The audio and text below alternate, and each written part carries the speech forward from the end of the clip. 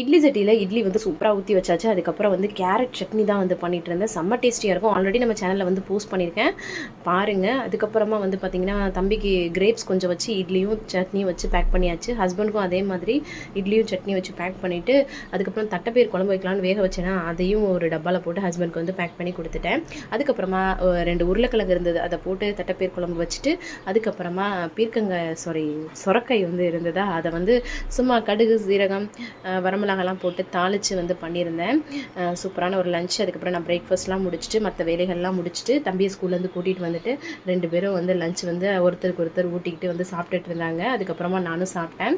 அப்புறம் அம்மாச்சி வேலை பார்க்குற இடத்துல உள்ள பசங்க வந்து பார்த்திங்கன்னா அம்மாச்சியும் அந்த மேடமும் வெளியில் போகிறதுனால நம்ம வீட்டில் வந்து அந்த பசங்க ஃபுல்லாமே இருந்தாங்க, விளாண்டுட்டு இருந்தாங்க. அதுக்கப்புறமா ஈவினிங் டைத்தில் வந்து பார்த்திங்கன்னா காஃபி போட்டு கொடுத்துட்டு அதுக்கப்புறமா நைட்டுக்கு வந்து ரைஸும் தட்டைப்பயிர் குழம்பு சுரக்காய் பொரியல் வச்சு சூப்பராக சாப்பிட்டாச்சு. பாய்.